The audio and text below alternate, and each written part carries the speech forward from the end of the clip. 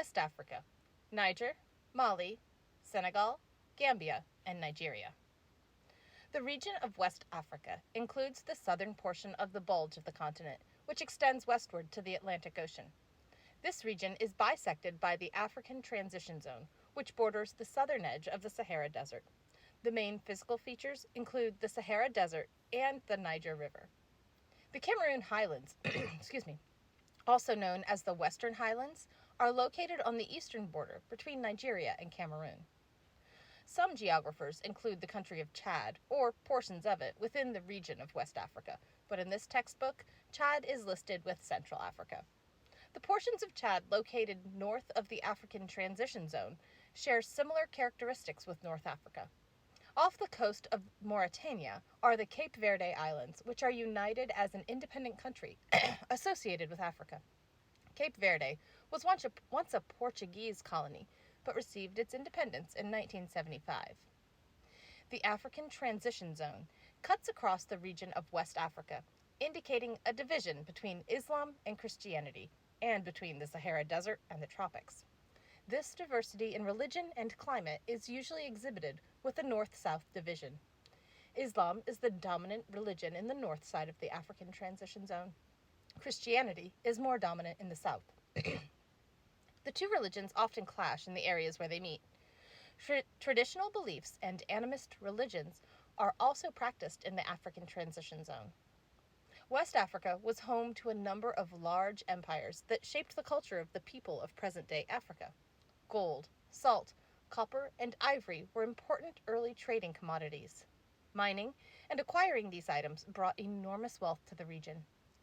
Slavery became a component in the warfare between groups, as the winner usually took captives to serve as servants or slaves.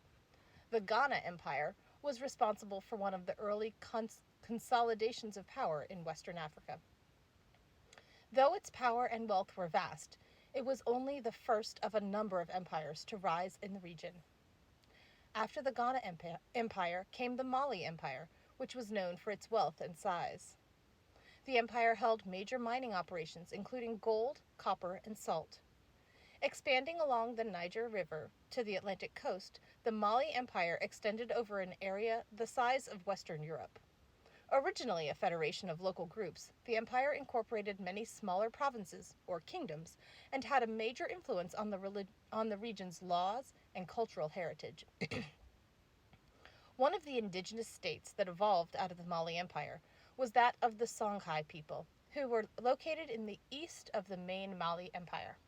The Songhai had been based around the city of Gao for centuries, and in the 15th century they established the Songhai Empire, one of the largest empires in African history. The city of Timbuktu became prominent during this period as an urban center, and its educational institutions became well known. In the end, the Songhai Empire was defeated by the Moroccan Berber forces that splintered the empire into many smaller kingdoms and ethnic clans. South of the empires of the Niger River were coastal kingdoms, including Ashanti and Dahomey, which flourished during the colonial era. The local African groups had to contend with colonial European traders and invaders, which had superior weapons and different technology. Besides the mining resources of gold, copper, salt, and ivory, the slave trade was a driving force that attracted trade ships from various European countries. The Ashanti Empire was located along the Atlantic coast in an inland region of what is now Ghana and Ivory Coast. This area served as a trading corridor where goods from the northern region crossed to make their way to the coastal trading towns. The Ashanti Empire took advantage of the trade opportunities and became wealthy. By the time the Europeans arrived, Ashanti trade relationships were well established and capable of supplying the colonial ships with slaves, ivory, and gold. The coastal area of Ghana was known as the Gold Coast during colonial times. Similarly, the country of Ivory Coast got its name from the participation in the elephant ivory trade. The Ashanti were known for their involvement in the slave trade, and today they must live with that legacy. This region of West Africa, bordering the Atlantic, was called the Slave Coast because of the high number of local people from this area who were sold into the European slave trade and shipped to the Americas. The once powerful Kingdom of Dahomey east of the Ashanti Empire was heavily involved in the slave trade. Slave trading with Europeans brought them rifles and other firearms that were useful in conflicts with their regional adversaries. A major slave state along the slave coast, the kingdom attracted the spite of its neighbors as a pariah state for selling its war captives into transatlantic slavery rather than killing them, as was the custom in warfare. The kingdom of Dahomey became the country of Benin after the colonial era. The slave trade brought wealth to many of the slave trading kingdoms on the African coast. The demand for slaves pushed many of the African kingdoms to expand their slave trading activities, capturing more individuals whom they could sell to European slave traders. Millions of Africans were captured by other Africans, only to be sold into slavery, placed on ships, and sent to slave owners in the Americas. The total number sold into the Atlantic slave trade will never be known, but estimates range somewhere between 10 and 12 million. Niger. The former French colony of Niger is landlocked, with the Sahara Desert making up its largest portion. Niger is a land of subsistence farmers, and most of the population lives in the southern region. The country is less than 20% urban. Other economic activities include uranium mining, which is the country's main export. The world demand for uranium has not been strong in recent years. Oil exploration has begun, and international oil corporations have garnered contracts for drilling. The Sahara Desert is moving southward, and the agrarian culture at the base of Niger society is often plagued by drought and famine. The Niger River flows through the southwestern region and provides fresh water, but the northern region is mainly the Sahara Desert, and large portions are covered with sand dunes. The southern parts of Niger are naturally dominated by savannas. The W National Park, situated at the bordering area to Burkina Faso and Benin, belongs to one of the most important areas for wildlife in Western Africa, which is called the WAP Complex. It has the most important population of rare West African lion and one of the last populations of the Northwest African cheetah. Other wildlife include elephants, buffalo, roan antelopes, cob antelopes, and warthogs. Giraffes live farther north in Niger. The country has extreme demographics. Niger has the highest fertility rate in the world, 7.6, and half the population is under the age of 15, causing a population explosion that taxes the sparse natural resources and brings even more poverty into a country at the bottom end of the index of economic development. Infant mortality rates in Niger have been the highest in the world. The mainly Sunni Muslim country has a rich cultural base, but suffers from economic problems that appear to increase with the increase in population and desertification. Heavy national debt has hindered social services and has required a considerable amount of foreign aid from a number of sources. As a former colony, Niger, France has been a main contributor to providing economic aid along with the United Nations. The political conditions in Niger are typical of the region. For the first 30 years after independence from France, the country was ruled by a single political party and military rule. There have been several coups and various political leaders have been in power. A dispute remains with Libya over its northern border. Ethnic infighting with a minority Tuareg group has emerged in recent years, bringing conflict and discord. The Tuareg, found throughout northwest Africa in the interior Sahara region, have many ethnic clans and have been masters of camel caravans, often with a nomadic heritage. Their clothing is often made of cloth colored with an indigo dye that distinguishes them from other ethnic groups. The Tuareg fought historic battles for an independent homeland against the French during the colonial era. Mali. To the west of Niger is Mali, another landlocked Muslim country dominated by the Sahara Desert. Mali was home to various ancient empires. Wealth was historically gained from the mining of gold, salt, and copper. The Niger River flows through the entire southern region, providing a means of transportation and fishing, as well as fresh water. The ancient city of Timbuktu, once a port on the Niger River, was a center of commerce and trade for the region, and was used by the Tuareg as early as the 10th century. The Tuareg are a people who have been called the Blue People, for the indigo dye-colored clothes that they traditionally wear and which stains their skin. They are semi-nomadic Muslim people, believed to be descendants of the Berber natives of North Africa. In Tuareg society, women do not traditionally wear a veil, whereas men do. Timbuktu has played an important role as an educational focal point for many of the people of the region.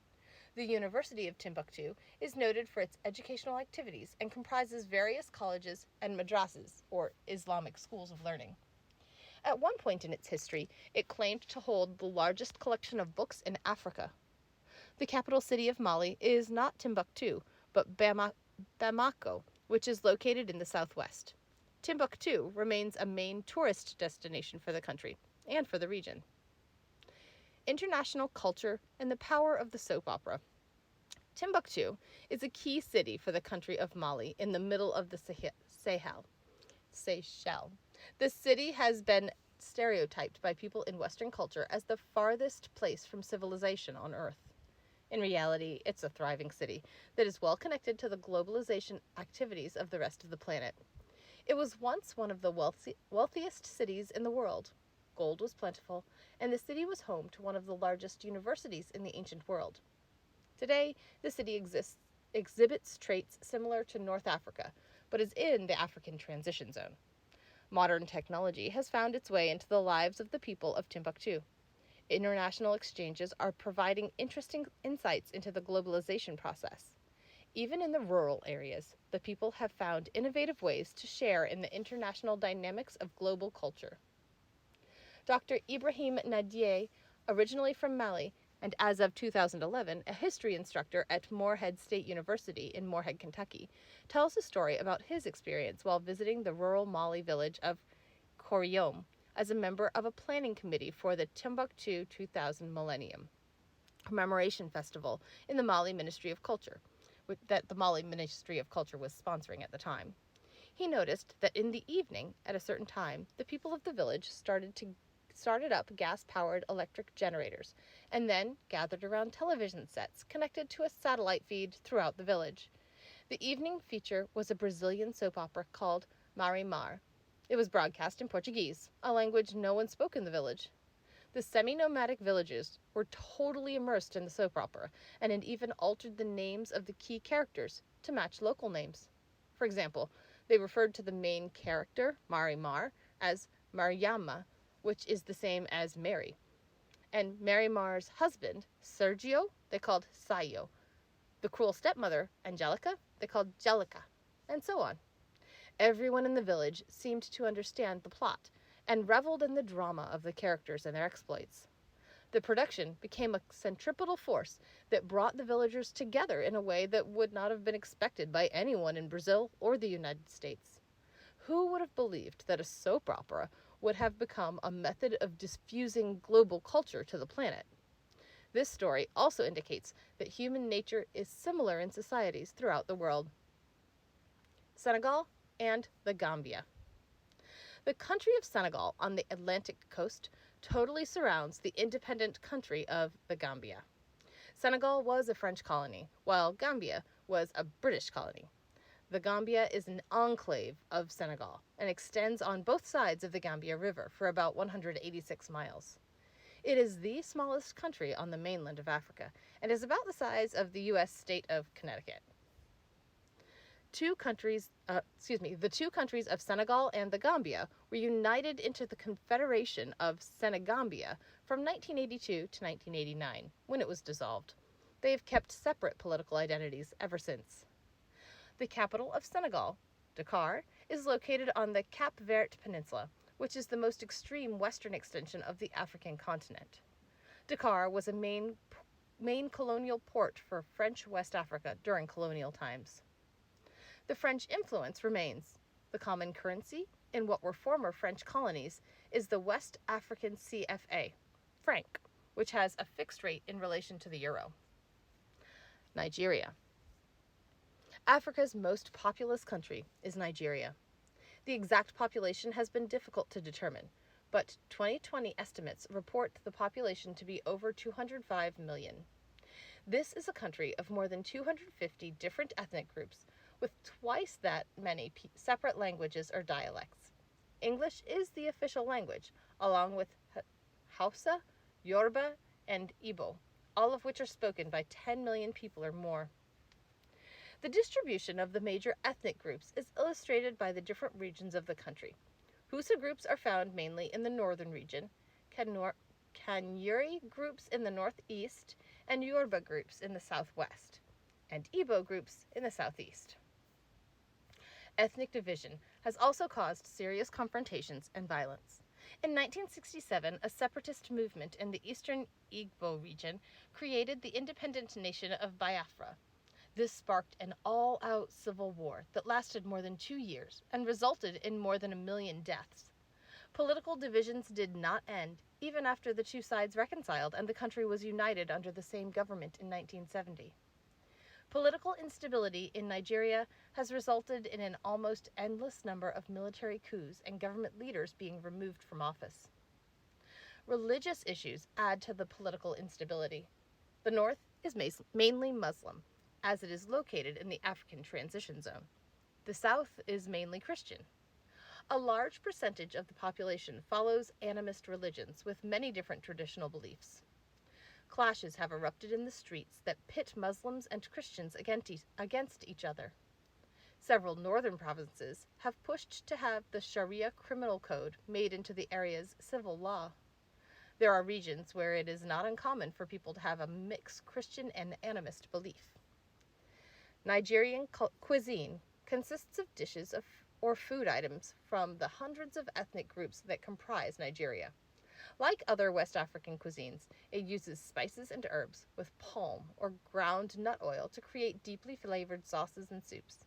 Nigerian feasts are colorful and lavish, while aromatic market and roadside snacks cooked on barbecues or fried in oil are in abundance. Family size has been large in Nigeria, which has caused an exploding population. Statistically, Nigeria has more people of African heritage than any other country in the world. The population density is equivalent to having half the population of the United States pushed into the area the size of Texas and Oklahoma. Most of the population makes their living on subsistence agriculture, but millions are employed in the growing urban sector. Nigeria's main economic engine is the oil industry, which accounts for up to 80% of government revenues and is the #1 export. Nigeria is a member of the Organization of Petroleum Exporting Countries, or OPEC, and is one of the world's top 10 oil exporting countries. The lucrative oil business has attracted many seeking to share in the profits. The government's distribution of oil revenues has brought about even more infighting, corruption, and mismanagement within the political leadership. Rebels and militant groups along the Niger Delta, where most of the oil activity is located, have attacked the oil industry's infrastructure and taken workers hostage. They want a larger share of the revenues to remain in Nigeria and to go to their people, rather than the government or CEOs of international corporations. Poverty, a low standard of living, the lack of opportunities and advantages, a poor educational system, or lack of social services does not diminish the human spirit.